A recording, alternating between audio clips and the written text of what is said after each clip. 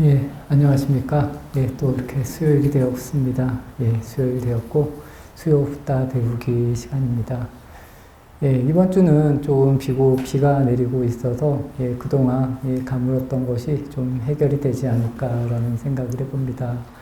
그만큼 우리가 필요할 때, 또 우리가 원할 때 누군가가 무엇을 준다거나 아니면 주변에서 내가 원하는 것을 이렇게 내가 받았다고 할 때는 우리가 굉장히 기분이 좋을 수 있고 또 굉장히 크게 도움이 될 수도 있다는 겁니다.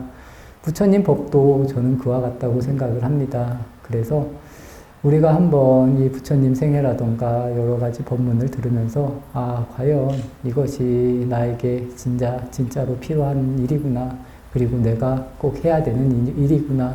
이렇게 느낄 수 있으면 우리가 이 수행을 하는데 그리고 우리가 삶을 살아가는데도 훨씬 더 평온하고 행복하지 않을까라는 그런 말씀을 드리면서 오늘 또 부처님 생애를 시작을 해 보겠습니다. 오늘은 이제 제6장입니다. 예, 고향에서의 전법.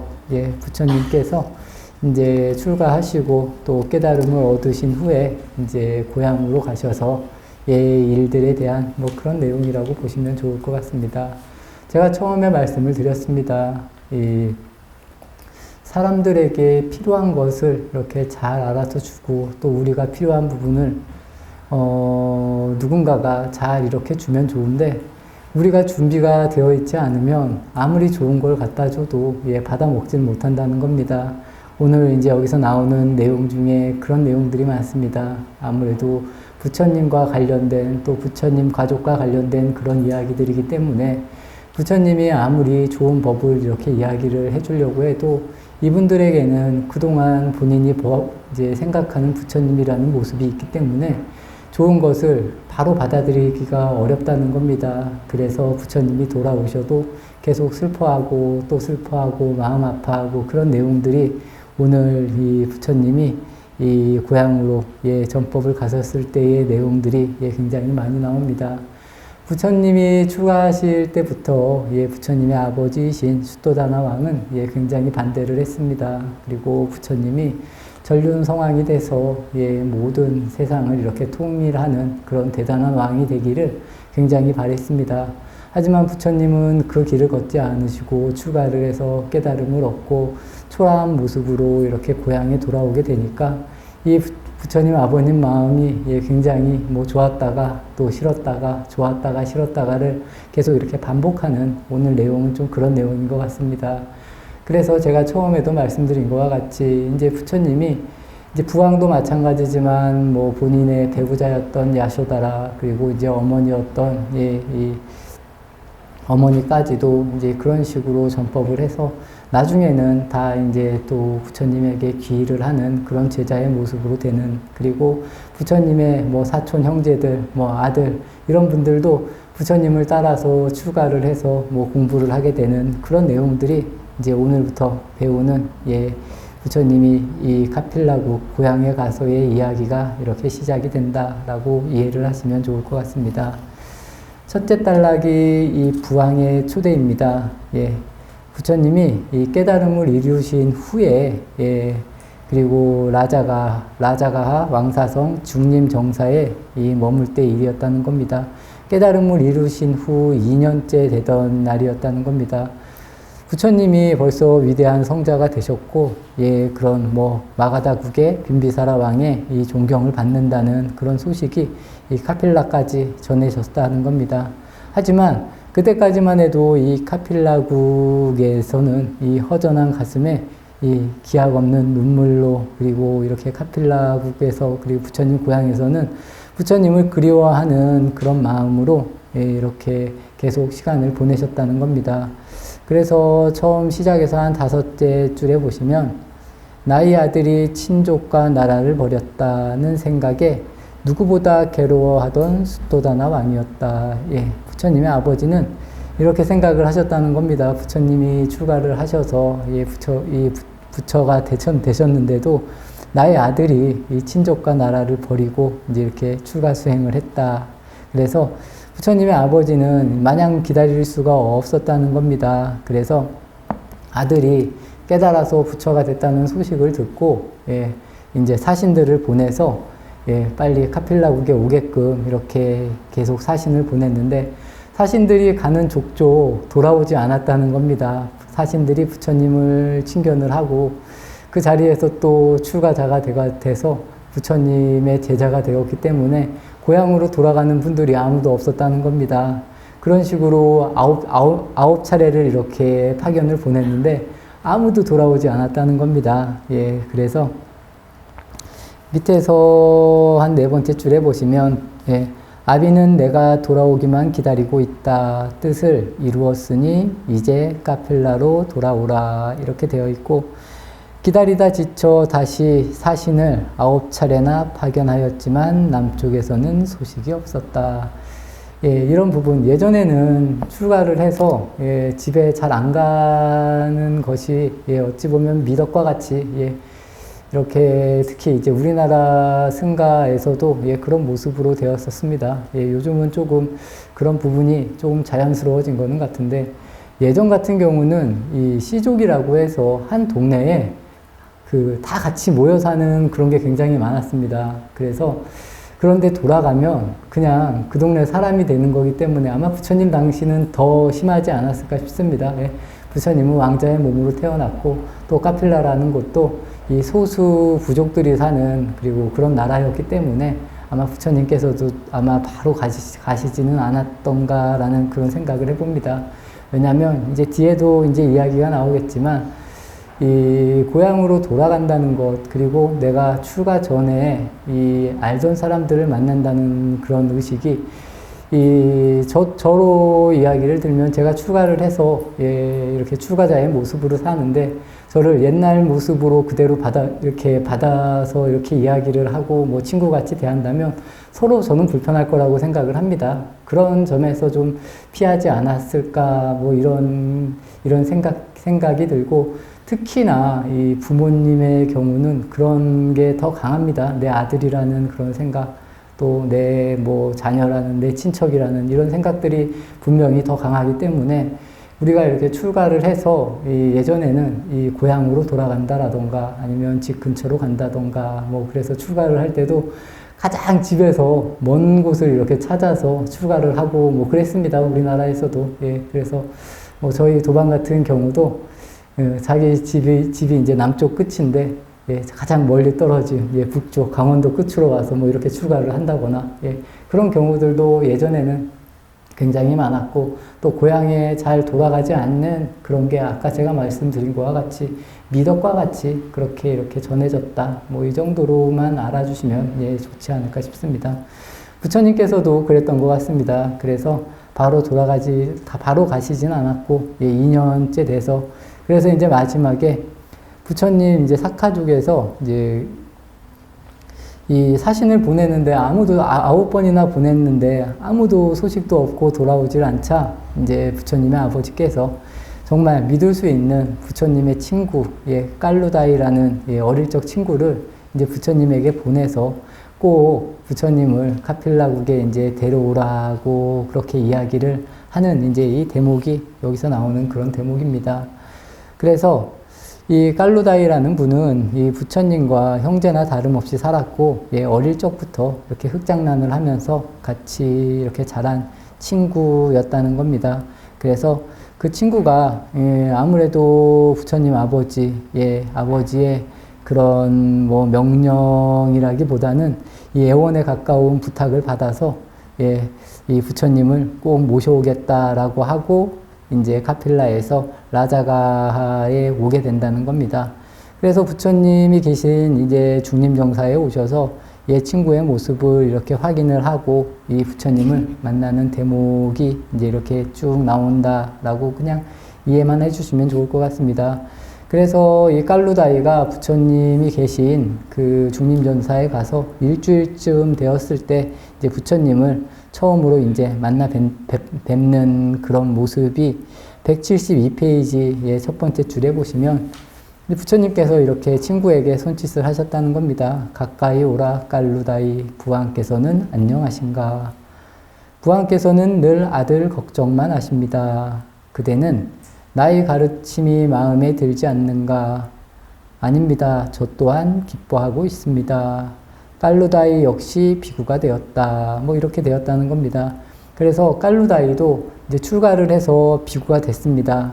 비구가 됐지만 이 깔루다이라는 이제 부처님의 친구분은 부처님의 아버님이 얼마나 마음을 아파하고 또 카필라국에 있는 카필라국에서 부처님을 기다리는 분들을 위해서 이제 부처님에게 드릴 말씀이 있다라고 이렇게 이야기를 하고 부처님 발 아래에 이렇게 예배를 하고 이제 허락해 달라고 이제 이야기를 하면서 부처님께 이렇게 이 카필라국으로 이렇게 가자라고 이렇게 노래를 하는 부분이 여기 172페이지 이제 시와 같이 노래를 한다는 겁니다. 뭐 태어나 태를 묻은 곳 승리의 땅 카필라 낳아주신 아버지 숫도다나 황금 같은 야소다라와 심장 같은 나올라 이런 식으로 이제 글을 쭉 이제 부처님에게 시를 읽어주면서 부처님에게 이제 친족에게 가서 이 173페이지 중간에서 조금 밑에 보시면은 유행을 떠나소서 친족에게 그 향기를 전해 주소서 이런 말을 이제 직접 하신다는 겁니다. 그래서 이 사카족과 이 꼴리아족도 부처님의 법을 이렇게 전해 달라라는 이제 의견 그리고 이제 이야기를 이제 당당히 전하는 그런 대목입니다. 부처님이 처음에는 말씀이 없으셨다는 겁니다. 이 깔루다이라는 분이 계속 애달프게 노래를 하고 또 부처님을 설득을 하는데도 부처님이 대답이 없었다는 겁니다. 그래서 끊임없이 또 계속 이렇게 부처님이 그리고 깔루다이가 부처님에게 계속 이야기를 하니까 나중에 이제 부처님께서 카필라국으로 가신다라는 이제 이야기를 했다라는 겁니다. 그래서 이 부처님보다 이제 먼저 이 깔루다이는 출발을 합니다. 이 카필라국으로 출발을 해서 이 깔루다이가 도착을 하고 부처님은 7일 뒤에 이제 카필라국으로 도착을 한다라는 소식을 이 깔루다이라는 부처님의 친구분이 부처님의 아버지께 전하는 그런 내용입니다. 그래서 이제 카필라국은 부처님이 오신다고 해서 굉장히 이제 막 분주해지는 그런 시기가 이제 이렇게 나오고 있다는 겁니다. 그래서 이 부처님께서 깨달음을 얻으시고 제자 1250명의 제자를 거느리시고 이 마가다국에서 이 카필라국으로 향하는 그런 대목이 되었고 이 부처님 친구 이 깔루다이가 이 부처님 아버지 슈토다나 왕을 만나서 이 깔루다이도 또 사문이 되고 비구가 되었기 때문에 이 부처님 아버님의 이 표정은 그렇게 좋지는 않으셨다는 겁니다. 부처님을 찾아가면 다 출가를 하니까 그리고 이 부처님의 출가를 바라지 않으셨던 분이었기 때문에 더 그런 모습이 이렇게 있으시지 않을까 싶습니다. 175페이지에 보면 이제 칼루다이라는 분이 이제 부처님 아버지 슈토다나 왕에게 이런 생기 있는 음성 시와 같이 이제 음성으로 노래를 했다는 겁니다. 그 내용이 인간 세계에서 온전한 깨달음 얻으신 부처님, 바른 선정에 들어 평안을 즐기시는 분, 일체법을 초월한 집착 없는 참된 분, 사람들은 물론 신들조차 예배하는 분, 일체의 탐욕에서 해탈을 즐기시네 금광의 암석에서 황금을 만들어내듯 온갖 속박 벗어나 평안을 즐기시네 번뇌의 가시숲 거침없는 코끼리처럼 허공에 뜬 태양처럼 우뚝 솟은 봉우리처럼 커다란 권능 지니고도 모든 행명 해치지 않는 위대하고 신비로운 용과 같은 코끼리. 네, 여러분에게 그분을 자랑하렵니다. 온화함과 자비로움은 그분의 앞발, 고행과 범행은 그분의 뒷발. 믿음과 코는 진리를 탐구하고 지혜와 평정이 상아처럼 빛납니다. 온갖 가르침 가득 담긴 두둑한 배, 외떨어진 꼬리처럼 고독을 즐기는 분. 다 읽지는 않겠습니다. 이 부처님에 대해서 이렇게 노래를 합니다. 이 깨달음이라는 부분이 여기서 나오는 것과 같이 이 온화함과 자비로움은 그분의 앞발이라는 겁니다. 우리가 이런 부분을 잘 이해하고 우리도 이렇게 할 수 있다라는 생각을 저는 늘 가져야 된다라고 생각을 하고 있습니다. 그래서 늘 온화하고 자비로운 모습으로 우리가 행동할 수 있어야 되고, 또 고행과 이 범행은 그분의 뒷발이라는 겁니다. 우리가 고행도 하고 좋은 행동을 끊임없이 해야 된다는 것, 이런 것을 실천을 하고 또 노력을 한다라면 우리도 당연히 믿음의 코로 지혜를 탐구하는 것과 같이 또 지혜와 평정이 상아처럼 이렇게 빛날 수 있는 그런 모습이 만들어지지 않을까라고 이렇게 생각을 합니다.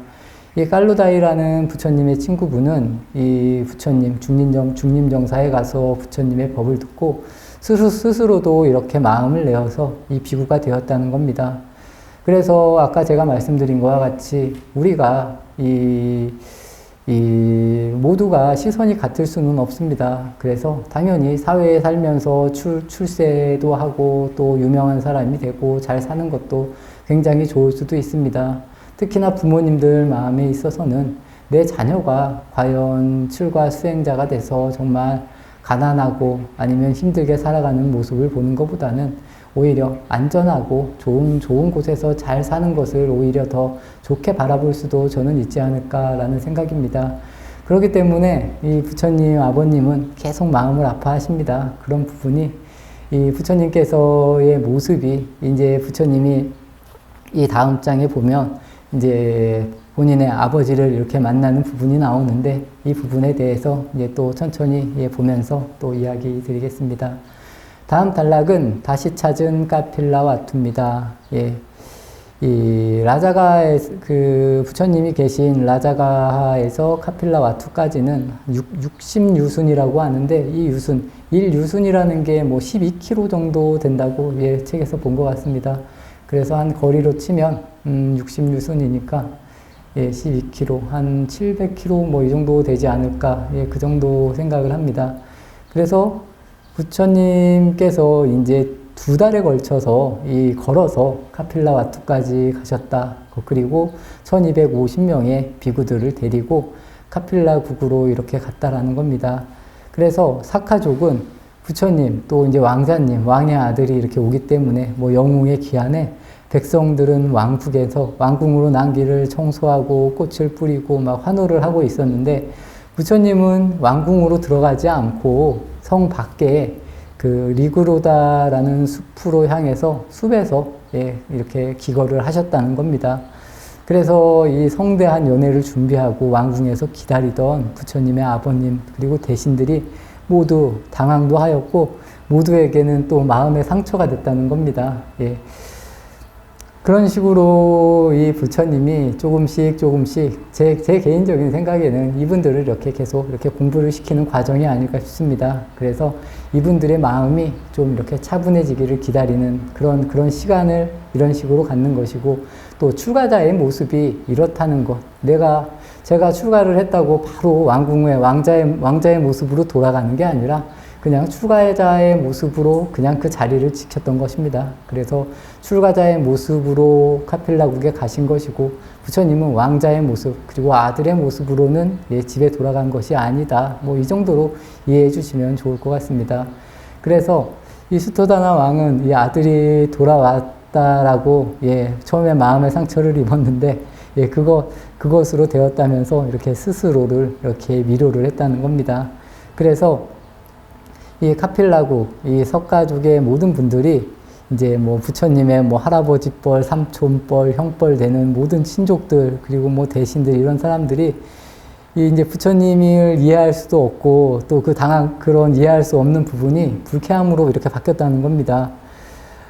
그렇지만 이 원로나 뭐 다른 분들, 그리고 부처님의 이제 아버님 같은 분들은 이 기나긴 여정에 지친 부처님과 이 제자들의 형색을 보고는 더 그 초라하기 그지없는 이 모습, 행색을 보고는 오히려 더 못마땅한 표정으로 이렇게 고개를 이렇게 들었다는 겁니다. 돌렸다는 겁니다.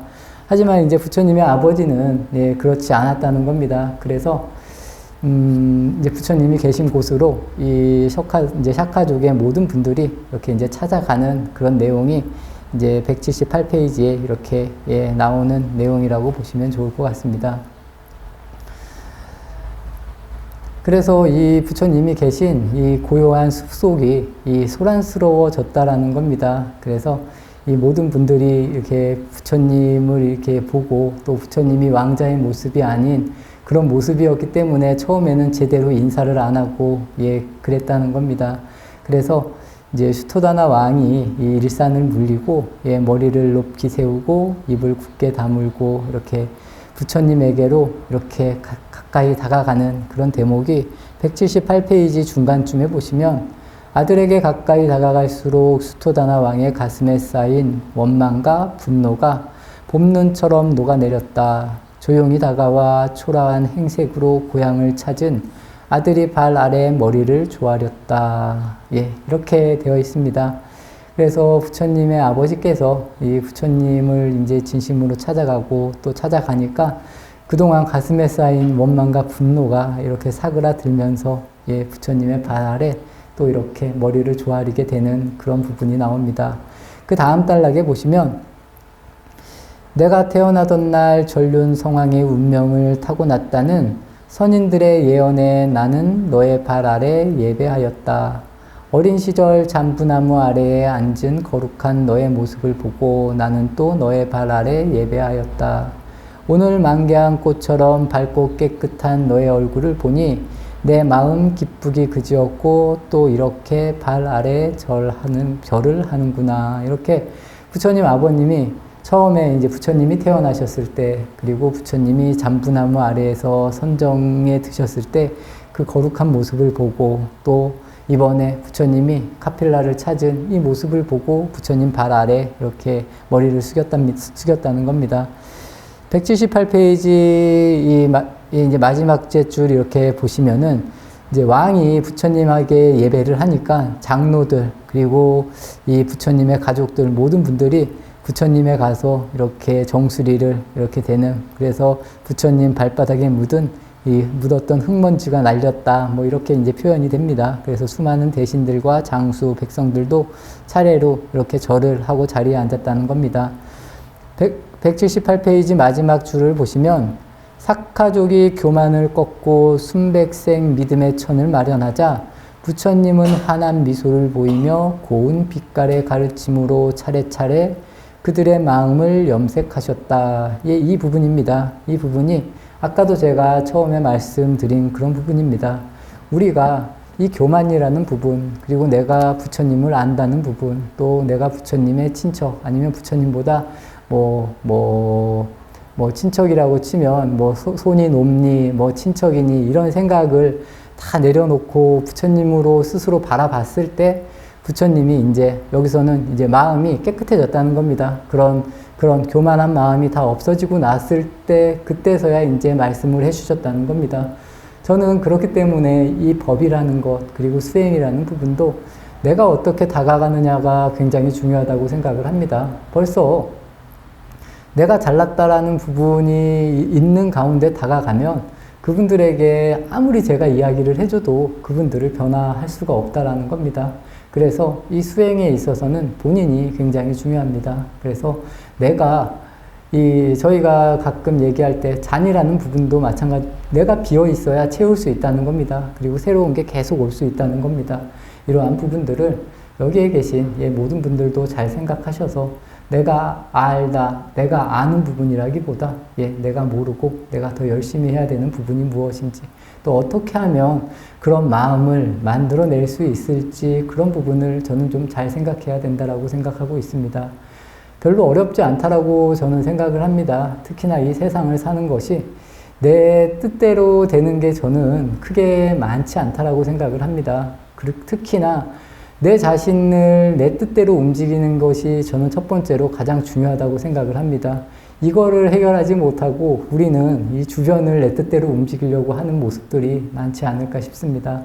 이런 부분에 있어서 내가 얼마나 깨끗할 수 있냐, 그리고 내가 얼마만큼 염색에 이렇게 이 색깔을, 그리고 염색이 들 수 있느냐는 스스로가 비워줘야지 가능하다는 겁니다. 내가 꽉 차 있으면 아무리 좋은 것이 있어도 들어가지 못한다는 겁니다. 아까 제가 말한 것과 같이 주변에서 아무리 좋은 걸 줘도 내가 취하지 않으면, 이 부처님은 또 이런 식으로도 비유를 들었습니다.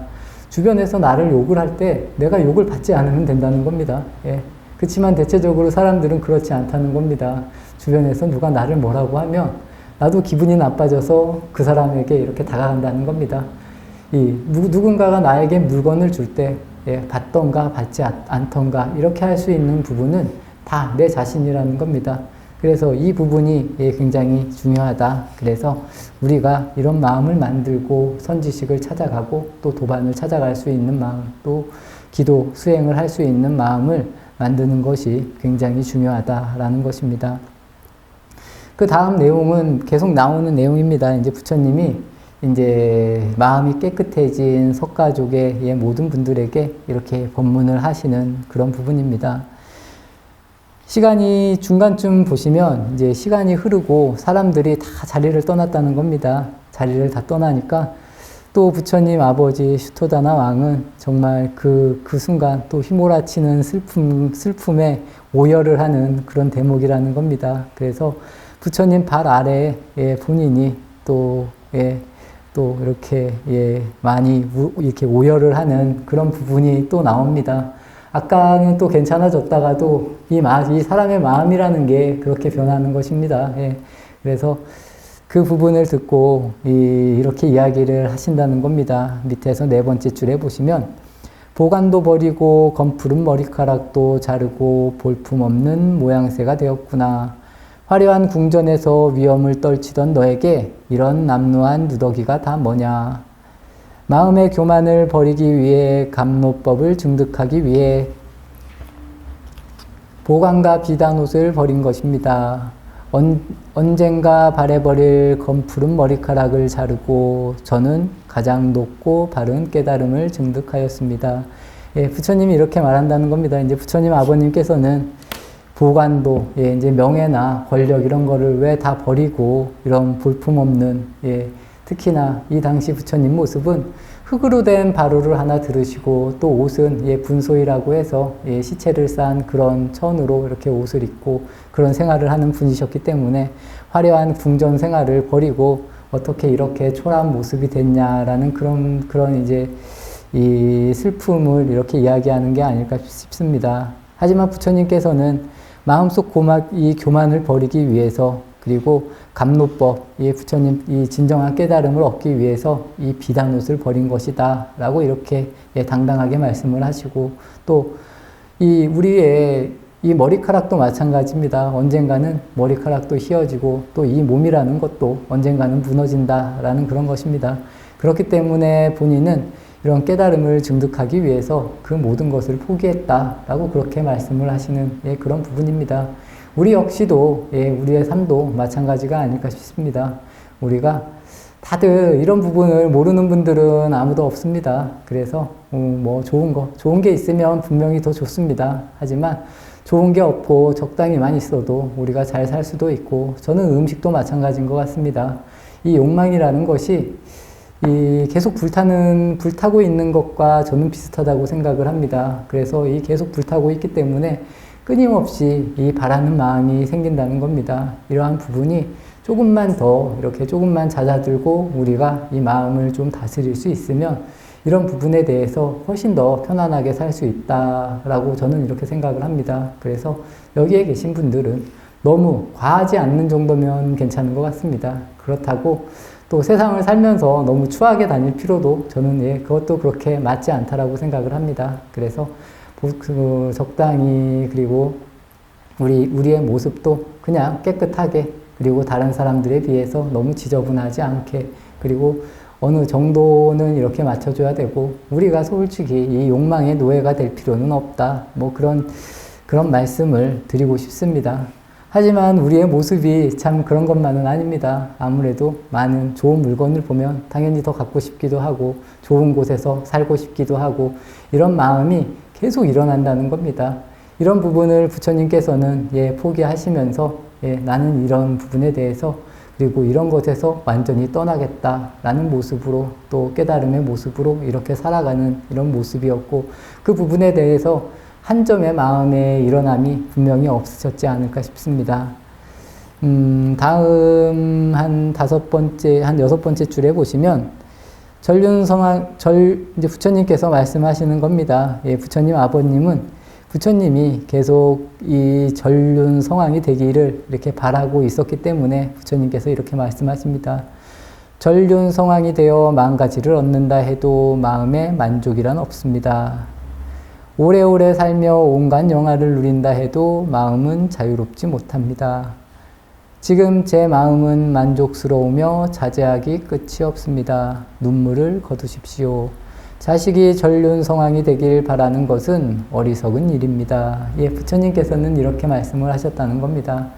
제가 오늘 아침에 이 사람이 죽기 직전에는 뭐 아무의 도움도 필요 없다, 뭐 외롭다, 그리고 외롭게 사는 것이 예, 좋은 일이다 라고 이렇게 말씀을 드렸습니다. 우리의 삶이 저는 그런 것 같습니다. 이 죽음에 이르렀을 때 우리가 태어날 때 누구의 도움을 받는다던가 죽을 때에도 우리는 스스로 혼자 죽어간다는 겁니다. 그렇기 때문에 이런 부분들, 뭐 부귀와 영화 이런 것들이 우리에게 얼마만큼 도움을 줄지는 뭐 지금 살아가는 동안에는 분명히 도움이 될 수 있지만 적당히만 가지고 있어도 충분히 잘 살아갈 수 있지 않을까라는 생각입니다. 차라리 이런 것에 이렇게 우리가 마음을 쓰는 시간보다는 앞으로 내가 그리고 내 자신을 돌아보는 데 시간을 쓴다면 보다 더 좋고 행복한 시간들을 만들 수 있지 않을까 싶습니다. 그래서 이런 부분을 잘 알으라는 겁니다. 우리가 부처님 법을 배우고 뭐 부처님 생애를 배우고 있지만 이 생애를 통해서 우리 삶을 자꾸 변화시킬 수 있는 그런 계기를 만드셔야 된다는 겁니다. 이런 게 만들어지지 않으면 그리고 분명히 이런 걸 만들 수 있도록 노력을 해야 된다는 겁니다. 아무리 듣고도 아까 제가 처음 말한 것과 같이 우리가 스스로의 색을 없애지 못하고 늘 가득 차 있으면은 아무리 들어도 변화되지 않습니다. 그래서 조금씩 돌아보면서 내 자신을 계속 돌아보면서 스스로를 이렇게 내려놓고 좀 비울 수 있는 모습을 만들어 가시라는 겁니다.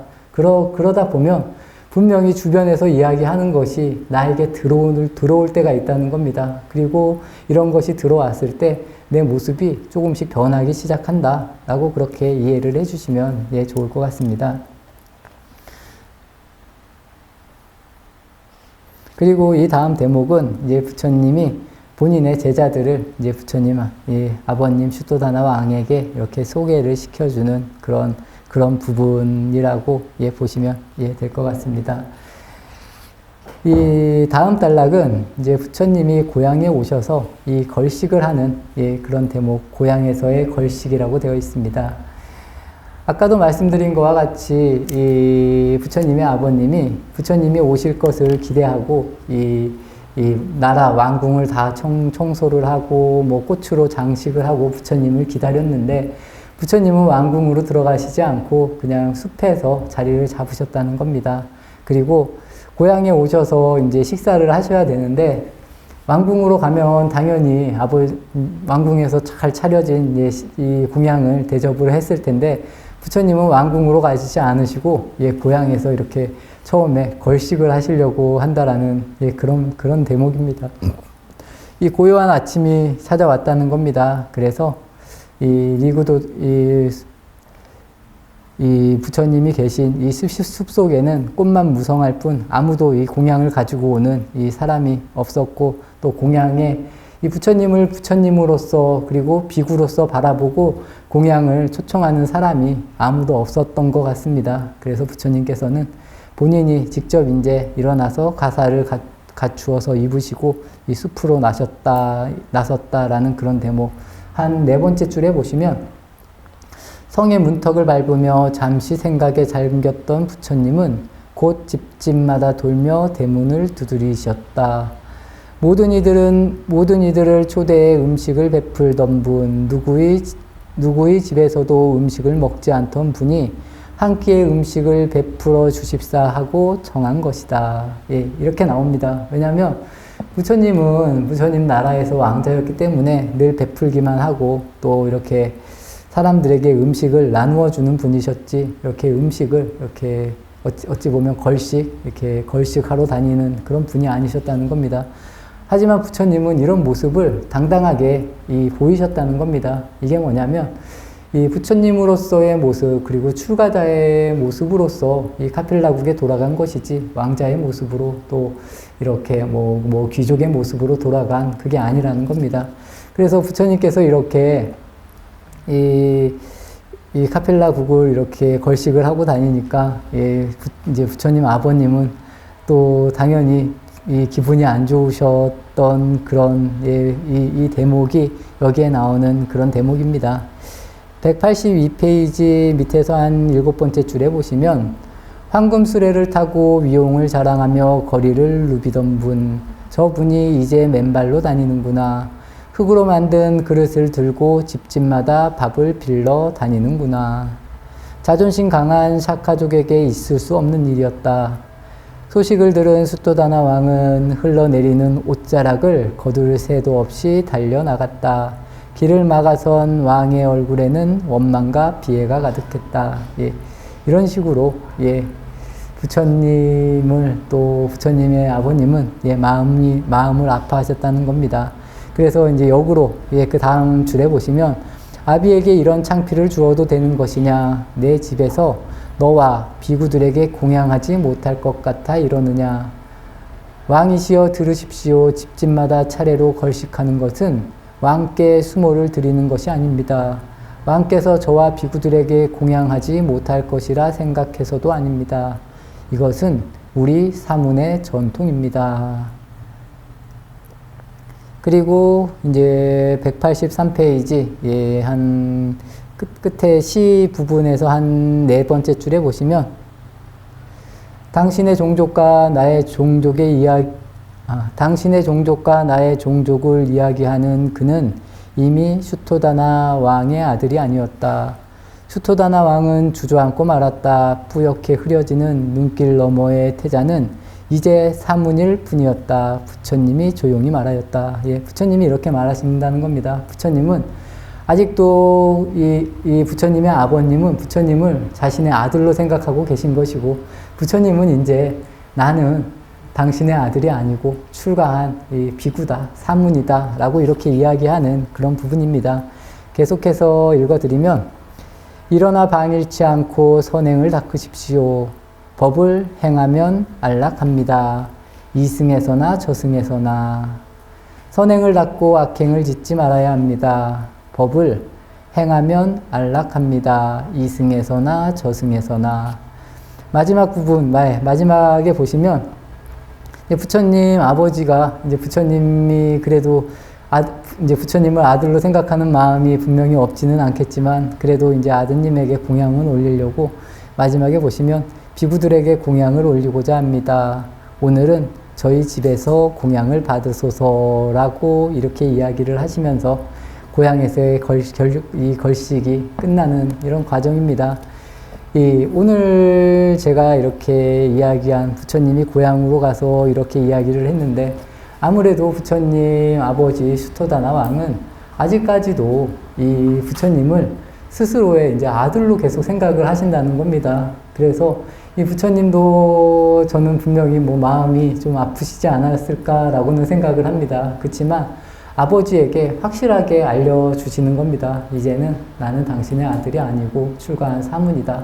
그렇기 때문에 본인을 비구로 보고 비구로 대해야 된다라는 부분을 지금 끊임없이 이렇게 이야기를 하는 대목이 여기까지의 오늘 저희가 배운 이 걸식까지의 이 대목이 아닐까 싶습니다.